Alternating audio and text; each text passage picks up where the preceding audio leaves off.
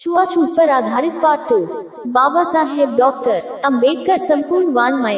यदि हम आदिम काल के समाज के बाद प्राचीन समाज पर दृष्टिपात करें तो प्राचीन समाज की अशुद्धि की कल्पना आदिम समाज की अशुद्धि की कल्पना से कुछ भिन्न नहीं थी। अशुद्धि के स्रोत में अथवा कारणों में भेद हैं। शुद्धिकारक रीति रिवाज भिन्न भिन्न हो सकते हैं, किंतु इन भेदों के अतिरिक्त आदिम काल के समाज और प्राचीन समाज में अपवित्रता तथा पवित्रता का जो रूप है वो एक जैसा है। मिस्र देश की अशुद्धि की कल्पना की जाए तो यदि आदिम समाज की अशुद्धि पद्धति से तुलना की जाए तो दोनों में केवल इतना ही अंतर है कि मिस्र देश में यह अधिक कठोर हो गई। यूनानियों में रक्त प्रवाह, भूतों का प्रभाव, मृत्यु, संभोग, बालक का जन्म, शौच, निषिद्ध भोजनों का खाना जैसे शोरबा, विशेष मक्खन और लहसुन, अनाधिकृत व्यक्तियों का पवित्र स्थानों में चले आना और विशेष अवस्थाओं में गाली देना तथा झगड़ा करना भी अशुद्धि के कारण माने जाते थे।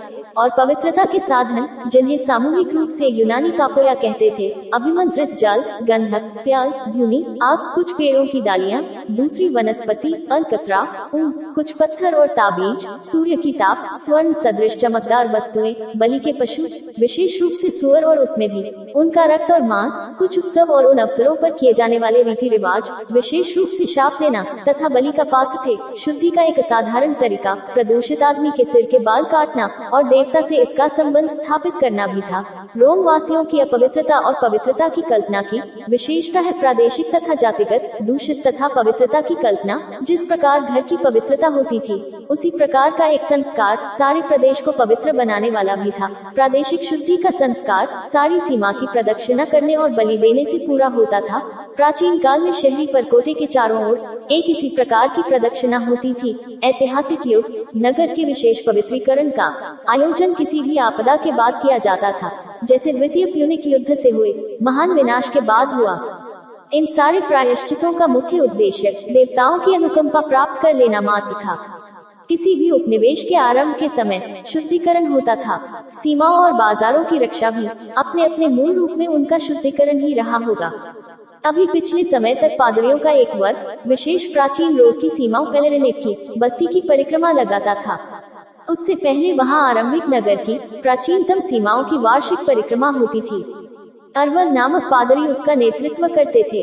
ये प्रदक्षिणा अंबर बलिया कहलाती थी और यह निश्चयात्मक रूप से देवताओं को संतुष्ट करने के लिए ही की जाती थी। जब रोम राज्य की सीमा में वृद्धि हुई तो ऐसा नहीं लगता था कि उसी अनुपात में शुद्धिकरण के संस्कार में भी वृद्धि की गई हो। ये परिक्रमा अन्यत्र इटली के बाहर और भीतर तथा यूनान में भी होती थी। मंत्रों वाली प्रार्थनाओं के विशुद्ध उच्चारण में कुछ जादू सा प्रभाव रहा प्रतीत होता है। इनके उच्चारण में यदि कोई अशुद्धि रह गई तो उनका प्रायश्चित करना होता था। जैसे प्राचीन रोम की न्याय पद्धति में यदि उनके शाब्दिक उच्चारण में कोई अशुद्धि रह जाती तो वादी अपना आरोप अथवा मुकदमा ही हार जाता था। अनोखे प्राचीन रीति रिवाजों के कुछ दूसरे रूपी देवताओं को प्रसन्न करने की कल्पना के ही साथ जुड़े थे।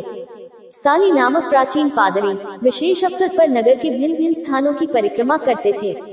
वे अपने हथियारों तथा वाद्यों को भी पवित्र करते थे, जिससे आदिम लोगों की इस कल्पना को बल मिलता है कि सेना के शस्त्रों के सफल प्रयोग के लिए उनका पवित्र होना आवश्यक है। सरकारी गणना जिसका समापन शुद्धिकरण के साथ होता था वह भी वास्तव में एक सैनिक प्रक्रिया ही थी, क्योंकि वह उस केंद्रीय समिति से संबंधित थी जो सामान्य शस्त्रधारी सेना ही है। ये सैनिक शुद्धिकरण सेना में कभी कभी व्याप्त हो जाने वाले मिथ्या भय को दूर करने के लिए उसी समय होता था जब सेना युद्ध क्षेत्र में पहुंचती थी। अन्य अवसरों पर ये केवल रोगादि से बचाव के लिए होता था। नौसेनाओं का भी शुद्धिकरण होता था। सभी आदिम लोगों की तरह हिब्रू भी अशुद्धि की कल्पना को मानते थे। उनकी प्रदूषण की कल्पना की विशेषता उनका यह विश्वास था कि शुद्धिकरण गंदे पशुओं के अस्थिपंजर के स्पर्श से अथवा उनका मुर्दा मांस खाने से पैदा होती है, अथवा रेंगने वाले पशुओं तथा सदैव गंदे रहने वाले पशुओं के स्पर्श से होती है। वे सब पशु जिनके खुर चिरे होते हैं, जो गाली नहीं करते हैं, जो अपने पैरों के बल चलते हैं, और चौपाया पशुओं से अशुचिता पैदा होती है। किसी गंदे आदमी से स्पर्श होना भी हिब्रू लोगों के लिए अशुद्धि थी। हिब्रू लोगों की अशुद्धि की दो और विशेषताएं भी कही जा सकती हैं। वे मानते थे कि मूर्ति पूजा भी अशुद्धि का कारण हो सकती है और लोगों की लैंगिक अशुद्धता से प्रदेश का प्रदेश अपवित्र हो जाता है।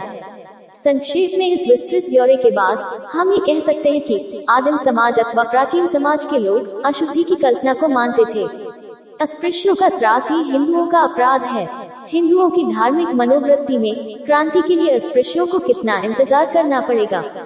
इसका उत्तर तो वही दे जो भविष्यवाणी करने की योग्यता रखते हैं। वो है डॉक्टर भीमराव अंबेडकर जी। आपको ऐसे ही इंफॉर्मेटिव पाने के लिए और अगर हमारी वीडियो आप लोगों को पसंद आती हो तो हमारी YouTube चैनल सफलता की कुंजी को लाइक, शेयर और सब्सक्राइब करके बेल आइकन दबा दीजिए ताकि हमारी जब भी वीडियो आए तो सबसे पहले आपको मिले। ये हरी छुआछूत पर बात बोल रहा है। सारी वीडियो का लिंक भी डिस्क्रिप्शन में है, वहाँ जाकर विजिट करके देख सकते हैं। धन्यवाद। जय हिंद, जय भारत, नमो बुद्धाय।